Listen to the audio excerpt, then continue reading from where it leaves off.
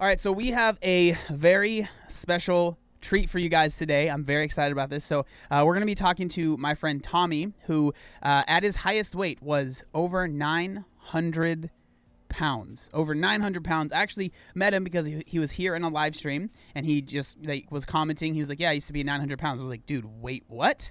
You used to be 900 pounds? He was like, yeah. And so we've kind of started talking, and he was super interested in doing an interview on a live stream. So that's what we're going to be doing today. So let's talk to Tommy. What's up, dude? How you doing, bro? Hey. All right. Tommy, Good thank to you. have you. I'm good, man. Thank you so much for agreeing to be on the channel and doing the interview, dude. For sure. Thank All right, you so for having me.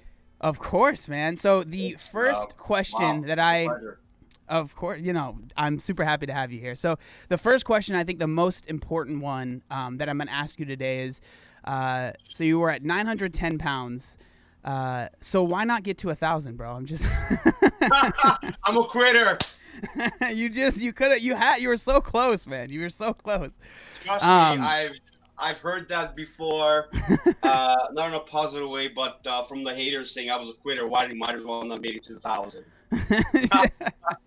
Hilarious, bro. I had to do the joke. As much of a dad joke as it was, I had to do it. I couldn't help myself. All good, man. So okay, so you came into my live stream probably, I don't know, maybe 2 weeks ago, a week ago, and you were kind of just saying that, hey, I was at 900 pounds, 910 pounds at my heaviest, and so that's unbelievable, right? Like that's so, and the thing is like I've seen, like, you sent me like pictures, and I saw the weight, at the top of the chart it says 910 pounds. So I mean, first off, I believe you that you were that large. So I think like what I want to do is start at the beginning, like before you decided to lose weight, or it was almost like forced upon you or whatever. Before that moment, like how did you like get up to being that large, right? Like I would love to know the backstory of Yeah, that. sure, of course. Okay, well, I was always bigger, even as a kid, growing up. So even like, even in the 2, 3, 4 growing up, I was always bigger than normal students my age and stuff like that. And how old are you? How old am I? Yeah. Right, I'm 44. Okay. Um, and the weight issue really didn't start until after high school, after '95. Um, that's when things started getting more and more um, extreme for me, let's say. Um, but the weight, it never, of course, it bothered me, but it never got to the point where, I reached 500 pounds or 550, 600 pounds that, didn't, do nothing because it was hard. I still kept going. I still worked. I ran my own business, couple of businesses. I managed friends' shops, so it never let get to me, but it still kept going into my 30s, mid 30s, until it got to my late 30s where the crap hit the fan. So Where it pretty much came to the point where I was still going up until 800 pounds. I was still going out. I was still driving a car. really? Yeah, what really got me down was I got this lymphedema mass growth that grew between my legs, sort of, and it acted like as an anchor. It got so big. It was almost pretty much about 150 pounds at its Holy biggest, crap, dude. and it got hanging fur and upper. Pretty much it was dragging on the ground, and that was it. I no longer could do the going in and out and doing my thing. So I ended up being stuck at home for 3 years before I got help, Mhm. and ended up going to get the help in the hospital, which we'll touch on. Yeah, so before we get to that point, I'm just kind of curious about like what were your eating habits, and when, like, I know that you said you noticed it when the lymphedema started, becoming really bad, but was there a time when you're 500, 600 pounds where you were like noticing like you were noticing that your weight was causing a problem, or was there ever any fear? Because what's crazy to me is that when I was at my heaviest, I was 20 years old and I was like 360, right? And I was Right. genuinely terrified of like being home alone, because I was like, if I have a heart attack or something happens, I don't know, like no one will be here, right? And so Yeah. did you ever have those thoughts or like anything like that? No. I always felt, I almost want to say invincible, because I knew I was still able to go out and do things, do anything I wanted with my friends. Yes, there were certain limitations that I wasn't able to, or when you're that size, when you go out with friends, it's like, oh, that chair, is that gonna hold? Yeah. Will I fit in it? Will it break? I'm sure you've been there, done that. I've broken many chairs, yes. So there's a lot of things like that, and I was always really healthy. Never had no health issues, even when I was 600, 700, 800 pounds. Nothing, not even high blood pressure, nothing. So I almost felt invincible, saying, "Yeah, I'll get a hold of this one day, no problem, no problem." I'm still able to do it. I'm not like those people you see on my 600-pound life show. That they're 500, 600 pounds and they can't move. They're stuck in bed. They got people doing everything for them. No, it was never like that for me. Not even at 800 Yeah. pounds. Dude, okay, I'm sorry. I don't mean to interrupt, but like that is unbelievable to me that you were literally like 100 to 200 pounds heavier than the people on my 600-pound life, and you are still saying I'll never be like them. Like that blows my mind. That is that's crazy. You got to have the mentality. If you give up, you lay down and give up, and you don't keep going just because it's hard, just because it's tough, you're going to end up in that bed. Mm-hmm. I had friends, I got places to go and do, and I wanted to go and not. If I know if I stopped, that was it. You know what I mean? I was still, early to mid 30s, so I was still, even though I was really high. I'm 6'3". I'm really big frame, so I carried the weight well as well. And people never, even when I was 700 pounds, I had people guessing, what do you think I weigh? Never had to guess more than 450, Wow. because the way I carried the weight, Mm-hmm. and you know what I mean? Yeah, and you're So taller. You're a little bit taller I as was well. lucky that way. And as I gained the weight and I didn't give up, the same way my muscles were getting stronger and Mm-hmm. being able to hold my weight. The weight was gaining, but so were the muscles. Yeah. So leg muscles, the core muscles, as much you couldn't see them, Yeah. but they were beastly. Okay, so you said you had the was it lymphedema or was it Yes. lipedema? Yeah, lymphedema. Okay, Yeah. so you had the, because there's two that are like very close. Yeah. So when did you start noticing that kind of becoming an issue? I started noticing it. It was a small growth and just slowly got bigger and bigger. I did go see a family doctor for whatever appointments and stuff, but I never mentioned it, thinking, Yeah. I'll lose weight, and you know what I mean? They get Mhm. bigger and bigger, and I just didn't. For some reason, I didn't start worrying about that until it was getting really bad, where it got really, really big, and I was having problem getting in the car and being able to just close the door because I couldn't close my legs, and I was forcing it open. You know what I Mhm. mean? And then it got to the point where all kinds of open sores started happening, got Mhm. really, really painful, and it got to the point size-wise that I was no longer able to drive.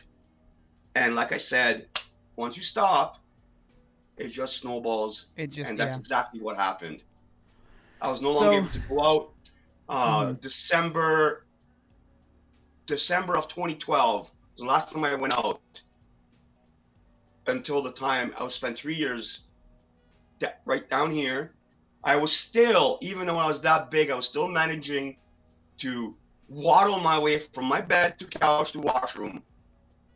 That was it. Mhm. I wasn't still not stuck in bed, will not lay down. So I was still getting out of my bed after a night's sleep, get to the couch, wasn't doing much, but I was still at least trying to do that. So when what was the moment that you were either you decided to lose weight or you were like forced to lose weight? Tell me about that kind of story. All right. Well, like I said, the pain and the open sore started getting really bad with the lymphedema. Couldn't take it anymore, and then I right there knew I needed some help because I knew eventually it'll get big enough where I could not even get out of bed.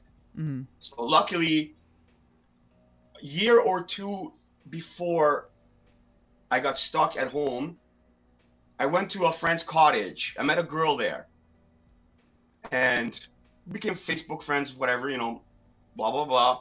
And while I was stuck in my room already down here, I saw her make a Facebook saying congratulations to John for doctor something something. I'm like, wait, she knows this doctor and it's a hospital local to me.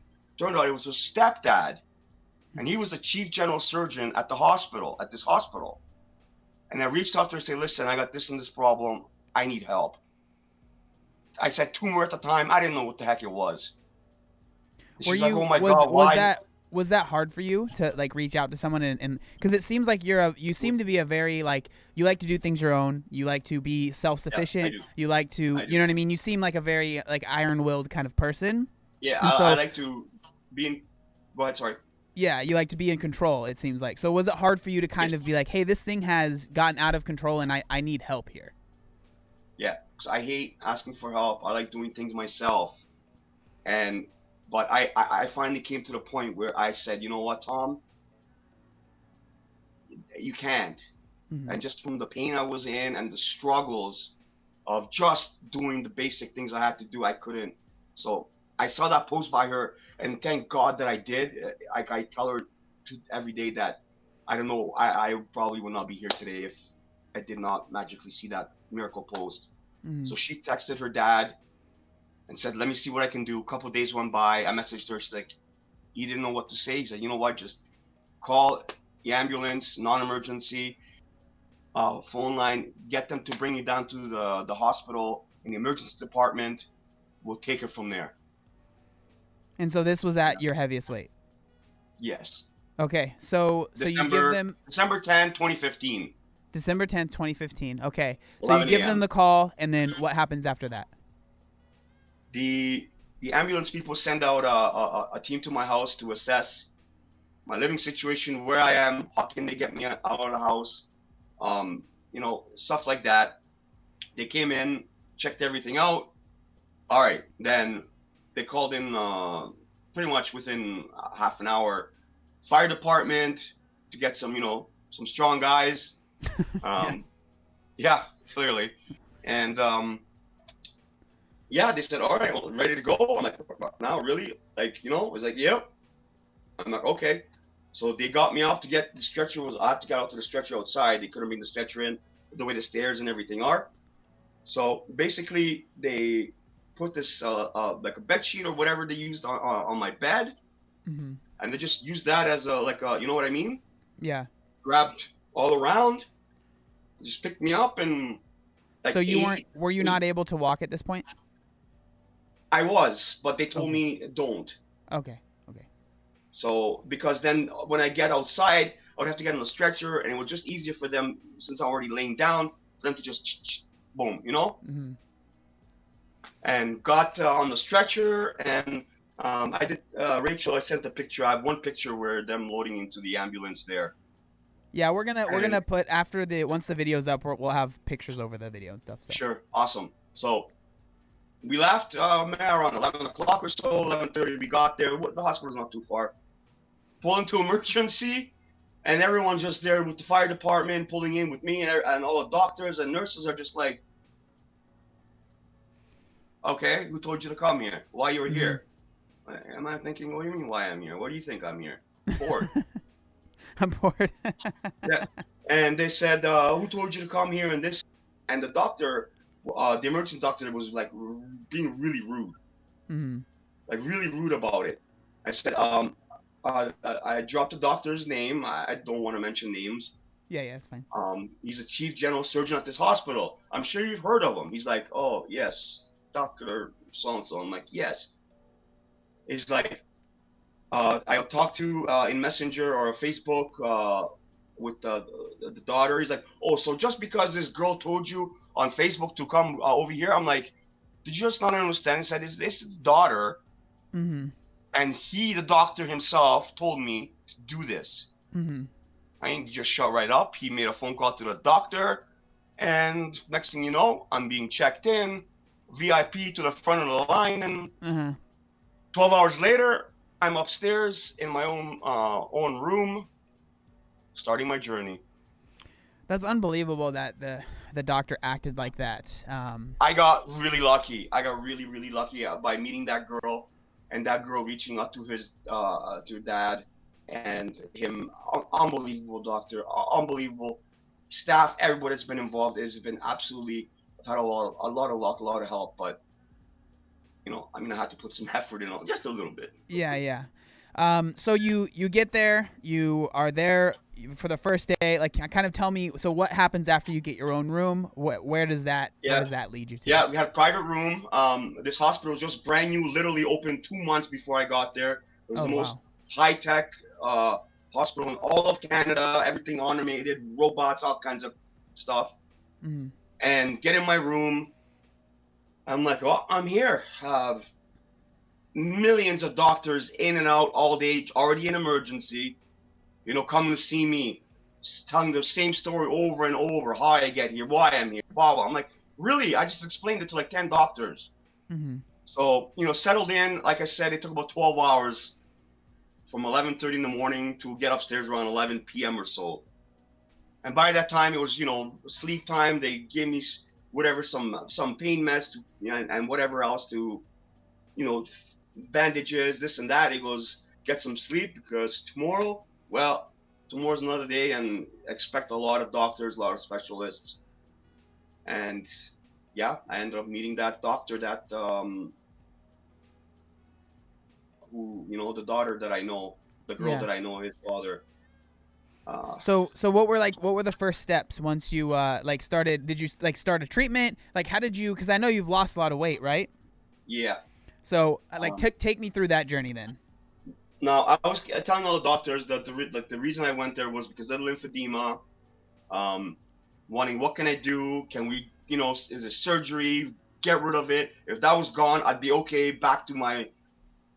I'll be okay again. You know what I mean? Mm-hmm. Thinking if that was gone, that was my obstacle, I'd be able to get back in my car and go. You were just hoping, let's get rid of this mass thing that I have on me, and then I'll be out of your hair, kind of thing. Okay. First thing he told me, first of all, no doctor in their mind at 910 pounds will put you to sleep unless absolute emergency. Okay. So you're gonna have to lose some weight. I'm like, okay. How long I just wanna go, okay, let's go. How long this is gonna take? How long you think it's gonna take me to lose the weight? What weight do I have to be at before we can do the surgery? Like, let's go, let's get at it. And they said it could take, a year and a half. Depends. I'm like, yeah, I'm thinking, that's. Mm-hmm. And I wanted like yesterday, today, like I wanted to just do it like I'm me, always just do and go, right? Yeah. And they suggested to me I need to start losing weight, so they put me on a 1,200 calorie a day diet. Mm-hmm. Very low carb, high protein. See how it goes. See how I lose the weight. Lots of water. I'm like, okay, let's try it. Let's do it. So got on that. Breakfast, lunch, dinner, one snack, protein snack. Make sure I had enough protein. And we started slowly, day by day. I was able to get the weight measurement because the bed had luckily a weight limit of 1,000. I asked him, I go, what's the weight limit here on the scale? He's like, 1,000. I'm like, I should be okay, no problem. I'm nowhere close to that. No way, not even. Come on. 910 pounds. I'm like, what? Wait, what? Is anybody else standing on this bed, or you know what I mean? But yeah, so we started going, and like I literally barely had a week before we had a weight-in result, and my first 10 days I lost 110 pounds. Jeez, dude. Believe it or not. Mm-hmm. I didn't believe it. I'm like, nah, that can't be right. Obviously, a lot of water weight, just like with everybody first week or two. That has to be an unbelievable amount of water weight. But I wonder how much of how much the lymphedema kind of plays into that as well. Because I mean, Right. I have no reference. Like I've never dealt with anyone that's lost, that was at almost 1,000 pounds. So Yeah. I mean, everything starts shrinking once you start losing weight really slowly, and as the lymphedema mass, right? Um, mhm. it like I said, the weight started going like really, really quick. So okay, so Um, before we go further, you talked about how you were eating 1,200 calories. So like they put you on a 1,200 calorie diet. Now right. I know we're gonna kind of take a step back, but like I this is me just being genuinely curious. So when you were at like your heaviest, Right. like have you ever thought about like how many calories you were eating at that point, like before you went into the hospital? No. And you know what? And it wasn't like, as you see on, like I mentioned in the show, My 600 Pound Life, you see them eating out all the time, fast food. No, it wasn't like that. Mm-hmm. It was maybe once a week, once every 2 weeks. It would be a pizza, wings, split with family, whatever. Other than that, no ordering out, no fast food. It was all home cooked food. I'm Hungarian, by the way, born and Mm-hmm. raised. So our food is, really lots of carbs, lots of fat, lots of good stuff. But still, I did not. I was still eating 3 meals a day, breakfast, and it wasn't like mounds and mounds. Mm-hmm. Like, believe it or not, it was not. And even lunches and dinners, it's probably more than what an average person would eat. But honest to God, it wasn't like 10, 20,000 calories. Mm-hmm. It was weird with my metabolism, and did have some thyroid issues, right, as well, which caused me some issues. But yeah, it was nothing like what you've seen on TV. People always eating out, and yeah, I was drinking probably a 2-liter bottle of pop a day. A lot of sugar, which turns into, well, we all know, Mm-hmm. which that didn't help.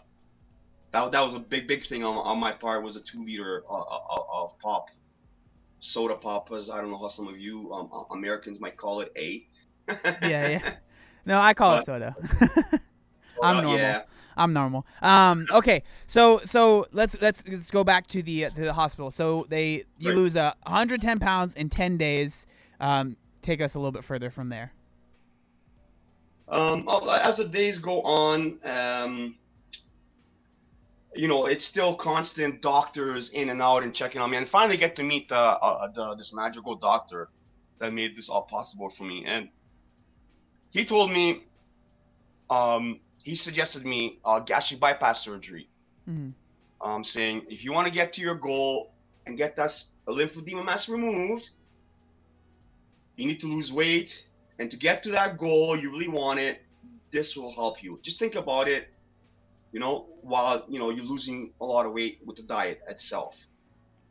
Now, thought about that, and I'm like, how long do you think it will take? He's like, year. I'm like, yeah, that's not good. I wasn't okay with that. Mm-hmm. 9 months, 400 pounds. So I entered the hospital, and 9 months later, I was having the gastric bypass surgery at 510 pounds. So in 9 months, you lost 400 pounds. 400 That's pounds. that's unbelievable. Yeah. And you were in the hospital the whole time. Yeah. I went in December, and around February and March, they said, okay, well, we're gonna discharge you, send you home. Continue doing your thing at home. But the ambulance people that brought me attempted to bring me home, because the way the house is laid out and the stair situation, they couldn't get the stretcher in. It just would not go. They tried and tried, and I was having a lot of pain. And they said, no, we're going right back to the hospital. This should not even release you, because this is just ridiculous. Mm-hmm. And the chief ambulance guy said, because if we can't get him in the house, we're bringing him back. So keep this room, save this room, just in case. Yeah, sure enough, an hour later, I'm back in my hospital room. How was that? What was that like? Was that tough? Going back, Yeah. I didn't want to leave in the first place, because Oh, okay. I was already starting to get scared, and I knew the help there, what I was getting, is tenfold better than what I'd be able to follow and do at home. Mm-hmm. And so I was really happy to go back, actually. Okay. So it wasn't like you were super excited to go home and then No, it didn't not at happen. all. Okay. I was not at all, actually, not at all. Okay. Neither was my family, because I was still in pretty rough shape and just worried and scared about that, you know, many things. And so it was a blessing that they weren't able to bring me in Hmm. back home. And they said, no So problem, you stay, and continued on with the diet, and eventually got the physio involved, doing whatever bed exercises I could. I mean, like I told him, listen, I could probably get out of bed, and he's like, no, we cannot have you, even though you're able to do your watering at home or whatever. We can't hmm have you here. You fall, yeah, something happens, yeah, liability liability. issue, all that Mhm. stuff. So we just stuck to bed exercises, and that was the problem. Like I mentioned before, once you stop, your muscles just go downhill, and that's Hmm. exactly what happened. Yeah. I lost all my muscle mass in my leg. In bed for a year. I lost like everything. I had to Yeah. relearn. I had to relearn to walk again, to train my muscles to walk again. Everything, Jeez. everything. I have all on my YouTube channel. I have documented over 75, 80 videos probably on my journey from almost beginning up until when I was released from the 3 month rehab that I stayed after the hospital. Over 2 years combined stay at the hospital, and then in the rehab hospital, where I was able to get my muscles So back in form. And yeah, so you were at the hospital for 2 years? yeah, 2 years. It was about a year and like 8 or so months, plus like 3 months of another hospital I got transferred to once I was down to like 475-ish the horsepower, 475-ish pounds. Because even these places have certain limits, like, their Hoyer lifts can only take so much weight. Their, doorways which can only take so much people, so they have to be a certain weight Hmm. qualified to get in there. So I had to get to a certain point where, even they had to come and see me and interview me at the hospital, thinking if I'm able to get into the wheelchair by myself, which at that point got strong enough with the physio at the hospital to manage myself to get out of bed and get over to the wheelchair and be, you know what I mean? Hmm. But still wasn't enough to where I can get up, walk on my own. And so all that had to be done at rehab with the swimming pool, which is another Hmm. blessing. The swimming pool is absolute, Oh, I'm sure. So yeah. okay, so let's talk about that. So you're at the hospital for a year and like 8 to 9 months, and Yeah. then so what was the experience like at that rehab center? Like what were you doing and stuff like that? Uh, the experience was, at first it was sad to leave the hospital because people, all the It's a doctors year. were That's a so, year and 9 months of your life right there, man. That's yeah, of course. they became my second family. Hmm. Everybody knew me or started to know me at that hospital. Even when I went back, had many visits that I returned for other issues that we can touch on later. Um, been hospitalized and had a bunch of surgeries after. I lost the weight, so when I would go back, it's like, hey, Thomas, everybody, Hmm. it was great. It sucked to leave, but I knew going to this rehab hospital is the next step that I had to take, and it was a good thing for me because it's gonna get me back behind the steering wheel of a car, and I am a car junkie, love cars, racing, all that stuff, and that's the first thing I wanted to do is be able to drive again. So that like driving was almost like your north star kind of thing. That was it. Yeah. So you get to the rehab center, and what are you doing? Like, are you like going on walks with people? Uh, What like what what yeah, what it kind was of things are you doing there? at that point. I still wasn't able to walk without a walker. Started with walking Okay. with walkers, a lot of pool every single day, a couple hours in the pool, because it takes the weight off your legs. Absolutely. So you start more in the deep end, and then as week to week goes by, you get into the more shallower end and bearing more weight and stuff like that. Different exercises, walking with a walker, arm exercise bike, pedal bikes. And the thing is, when we started doing in the hospital, an arm bike. Once I was able to get to the gym in the hospital, I tore my bicep muscle and two of the four rotator cuff muscles in my right shoulder when I started doing like the exercising. Yes, I went too too hardcore, wanting to just let's do it, and Mm-hmm. I injured myself, and still to this day I have issues, fully lifting this arm, Mm-hmm. it popping out sometimes, but I didn't care, give it rest, and I'm like, okay, well, I gotta keep going, I gotta Yeah. build it. If I stop again, I'm not going back to where I was, Yeah. not happening. when did you? Because I know you talked a little bit about a gastric bypass. Yes. So when did you end up getting that, or did you end up getting that? That was in August of 2016. Okay. I was scheduled to have it one done, and the night of, around midnight, I was supposed to have surgery at 6 in the morning. Around midnight, I started feeling really hot and thinking, I'm like, man, the nurse is like, oh, you're just nervous. I'm like, I don't know, there's something, I feel something. I know my body.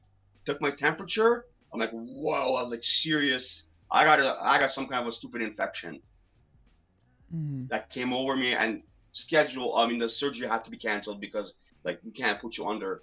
You have a fever, number one, and whatever infection, you cannot. So it got postponed about, I think it was a week or 2 weeks. So August 28th, I had finally had the surgery done. Okay. And then so that was before. Was that before you went to the rehab place?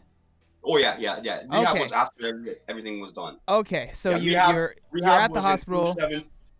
Sorry. You're at the hospital. You lost weight, and then you got gastric bypass, lost more weight, and then you ended up going. You went to the rehab place after that. Okay, I just wanted to get the timeline correct. I was 5'10" when I got the gastric bypass, and after gastric bypass, I lost about 200 pounds now to date, I guess. Okay, and so how long were you at the rehab place? You said like 4 months. So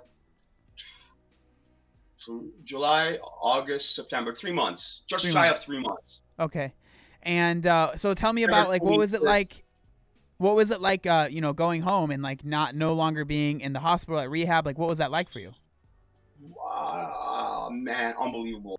It was absolutely unbelievable knowing that. I'm like, I can't believe first of all, I can't believe it's been 2 years.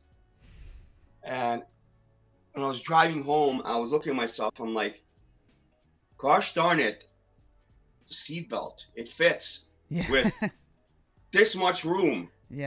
Spare. I was just outside the fresh air. Everything was just, wow, this construction or this building wasn't here when I went in. Everything, just coming home and being able to sit on that couch that I sat on the last time I was on it when I was 910 pounds. That was kind of hard. And being able to sleep in my own bed after 2 years. Everything was just incredible. It was so weird. I'm like, I'm not hearing hospital bells, the nurses coming in and out several times a day. It was peace. It was quiet. I was able to think to myself, plan, strategize, do, you know what I mean? It was unbelievable, but it was weird at the same time, as you can imagine, right? I mean, I can't imagine. So that, like the only thing I can think of that would be similar is it's almost like you were in a coma, but you were still awake. You know what I mean? Because, like, the outside world was changing, but your world was not. And, like, oh, dude, man, that's wild. Yeah. I mean, in a coma, I guess you wouldn't know what was going around you, but you know, I was there in reality, and the pain, the struggles, the times where I cried and wanted to give up. Well, obviously I didn't. But well, okay, that's perfect. That's perfect. Why didn't you give up? I didn't want to die. I wasn't even 40 years old yet. Well, at the time, I went in when I was 39 in December, about to turn 40 in January, and I came out when I was 41. So went in 39, came out at 41. Spent 2 or 3 whatever birthdays, 2 Christmases. So I didn't want to die. I didn't want people on those TV shows. I don't want to live. I have more than half my life probably still left. And I'm not the one to give up and lay down and just whatever. Nah, ain't happening. I'm obviously I'm very happy that you took that step. Thank you. So how much do you weigh now? About 310. So you weigh 310 now. So that is what is that? Oh man, that's 600 pounds. 600 pounds. Jeez, man. 600 pounds you've lost, and Okay, so you've lost I mean, 600 pounds. it might be a little bit more, like give or take, Yeah, yeah, yeah, yeah. 10, 15, 20 pounds, whatever. Haven't weighed, but yeah, So you've lost 600 pounds. What would you say you feel like you've gained the most with this whole experience? my life, Hmm. gain my life back. Just the knowledge of, you know, of proper healthy eating and just an outlook on life, knowing that most people take if or taking it for granted certain things, like for you that average person, it's an everyday thing to get in a car, walk around the block, go to the mall, or you know what I mean. It's just I learned to value life and value chances and opportunities. So And So, yeah, I mean, I can't. Something that I say a lot, that I've said before, when I was at my heaviest, like I felt like I was just, like I didn't feel like I was living. I felt like I was existing. And exactly. I mean, it's funny because I look back at me saying it and it almost sounds silly because, like, you truly, at your heaviest, were literally just existing from what, at least from what you've explained to us here. Yeah. Trying to exist to the point where I'm not yeah, kitty. Sorry.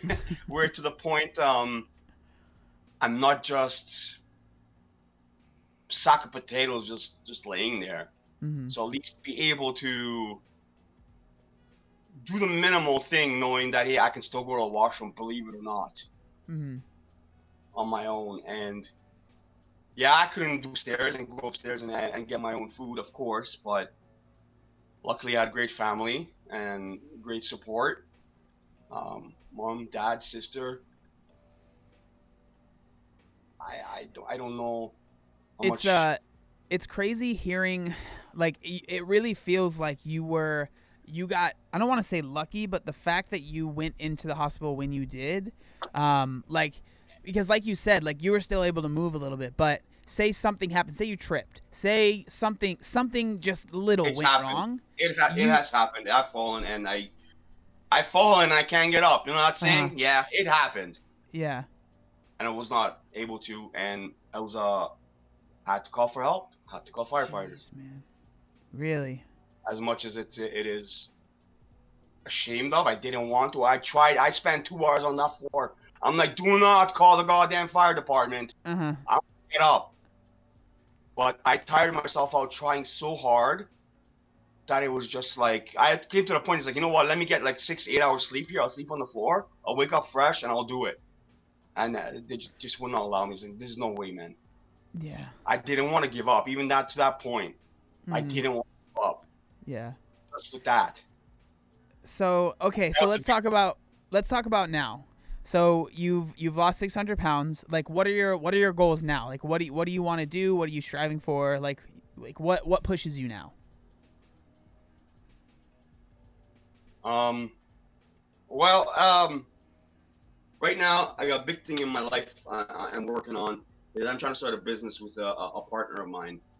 Like literally, like he's flying back to Indonesia. We're gonna be dealing between there, Canada and U.S. There's an import-export business, bunch of different products. He's flying out next Friday. Like today, I just rushed back, barely made it here home for this live. Mm-hmm. All week, 2 weeks has been hectic, but we've been working on this steady. Would have started sooner, but I landed in the hospital. Can't run a business like that. Mm-hmm. That was my huge motivations, knowing the opportunity at hand, the connections that I have here, he has there.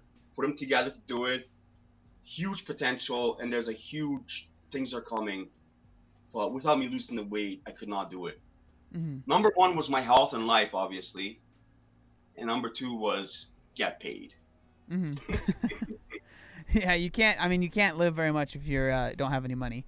Um, so what does your like routine look like now as far as like food and exercise? Like, what are you doing now to kind of keep the weight off? I basically now, ever since like gastric bypass surgery, very limited to eating food. It's usually very limited to they say, oh, you can't eat this because oh, you'll get sick. Or, everyone's different. I got pretty lucky. The only thing that really bothers me is rice. Mm-hmm. eating rice. Even that I can manage if I eat it too fast or whatever. But I have no problems with any foods.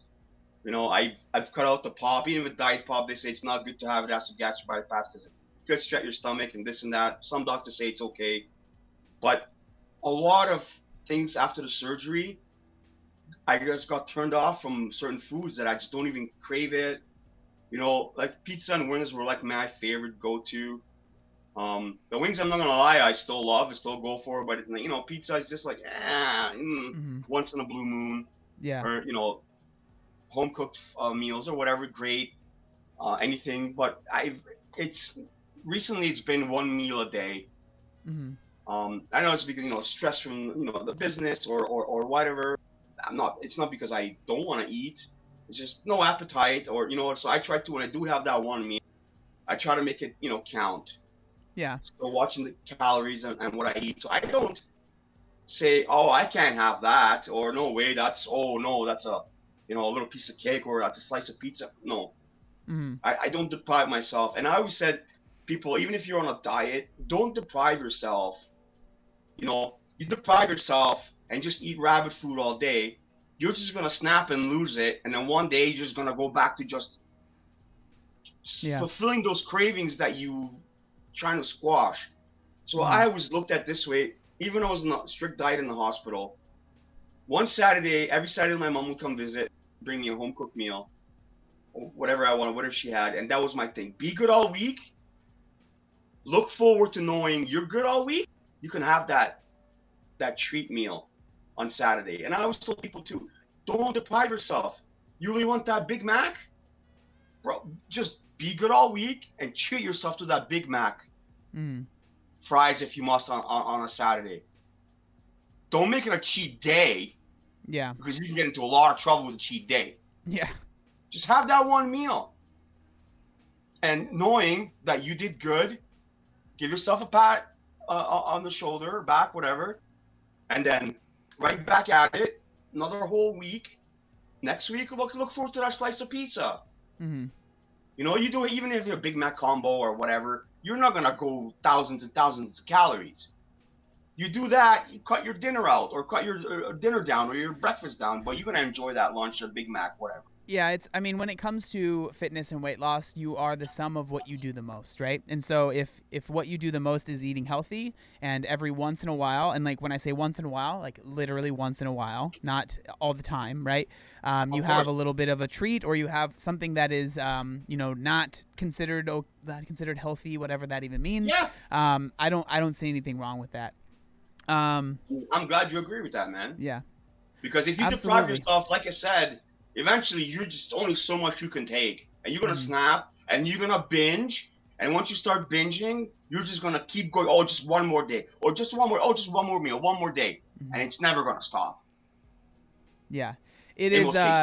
Yeah, it's definitely a slippery road to go down. Like when if you just allow yourself nothing. I know that for some people it can work, but there's also for some people it's too much, and it leads to, like you said, like binging, and it definitely can lead to some other kind of like scary things.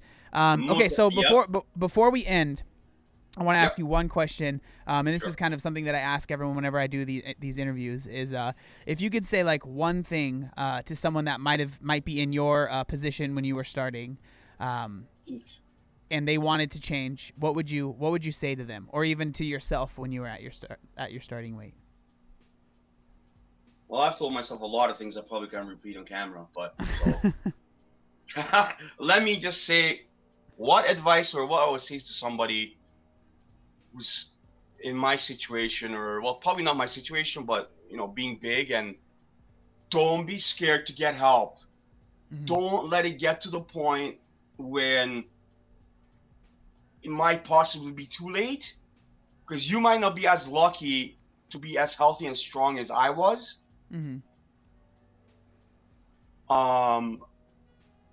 And just don't be scared to get help.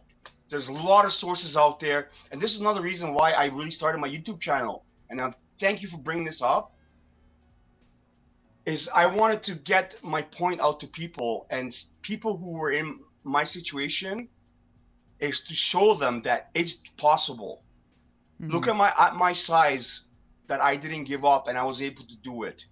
I've had many people say, man, Tom, if you were able to do what you did at your size, me doing 60 pounds, losing 60 pounds would be nothing. And I have a lot of people that in my old videos, you can read comments that I've touched and affected a lot of people. And then local people here have contacted me through saying, hey, my sister has this and this. We saw your story. What hospital did you go to? Because we tried 2 hospitals local and they pretty much, boom, I made the text message to the hospital director who I made good friends with where I stayed.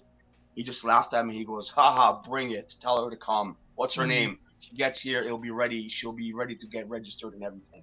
Wow. And that was the reason I wanted to make the YouTube channel and try to grow my YouTube channel, is to be able to help those people that in situation that I'm in or was in. And that's what I want, because I know how hard it is. I didn't know who to turn to or where to get help, and I got lucky. And I want to pass that luck on. Is you want to just message me, call me, see me. I'll be there. I'll try to help because I got the help. Yeah. So never give up. Never ever give up. Don't ever think there's no help out there.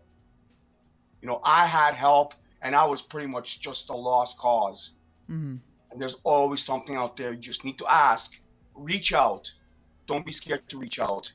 If you can, contact me. My email address, anything. I'll be glad to help. Either you're local, you're out. I've been there, done that, and I'd love to help. And there are a lot of other people, I'm sure, just like yourself, and I'm sure you've helped a lot of people.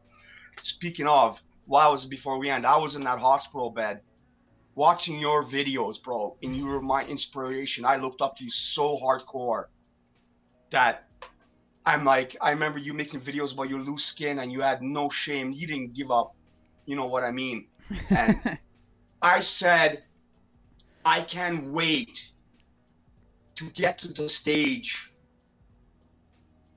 where you are and have the flabby skin. Most people would be like, oh God, I don't want that. And that shows you got all that loose skin that I got. That shows positive that you did something good for yourself. You didn't give up and you just fought and fought. And that's why you got that loose skin. It's because you achieved something big and good. And I was there watching your videos, and you and I'm not sure if you know Furious Pete. Yeah, of course. He's my Canadian bro here who I tried to get in touch with, and I huge motivation guy to me as well. Actually, the hospital director tried to get in touch with him through email. We're successful. Mel Diva, his girlfriend, wife, they got in touch with him, and then he passed the email on to me. Started talking to her to do like a video chat and stuff, but then he had the whole cancer issue started. Yeah. That got whole. I didn't bother. I just let him be, and it's still my dream to also talk to him as much as it was you. To have a chance to talk to you, knowing that it's your videos and you that just, kept me going, and knowing that that's gonna be me one day. And bro, thank you. No, thank you for sharing that. It's cool to hear that, but the thing is like that I always tell when everyone says something like that, it's like you did all the work. You know what I mean? Like I appreciate that maybe I was able to be a part of it, but like I didn't do anything for you, right? Like you had to take the steps that you had to take. And so I appreciate you sharing that, man, and I appreciate you sharing your journey, dude. And I just appreciated, being able to watch somebody who, I saw your biggest. I saw me, near the end of high school. I'm like, I was there a long time ago. I could have stopped at that size and lost, I did actually get down to about 400 something pounds on my own, doing this low carb diet, some program, some doctor here offers private clinic. Lost the weight, and then it was expensive. It was like $600 a month. I couldn't continue, and it just weight went right back, and that's where. Yeah, but anyway, your videos and your just no giving an F about what other people attitude think of you was like, yeah, that's me. I see this kid as me. Sorry, not calling you a kid. You know what I mean? It's all good. I'm a kid to you, so. You're in your what, late 20s? Yeah. No disrespect. But yeah, I mean, it was. I did all the work as you said, but you motivated me a lot. Like I said, along with Pete, and yeah, Thanks, thank you, dude. Well, I thank appreciate you. you sharing your story, dude.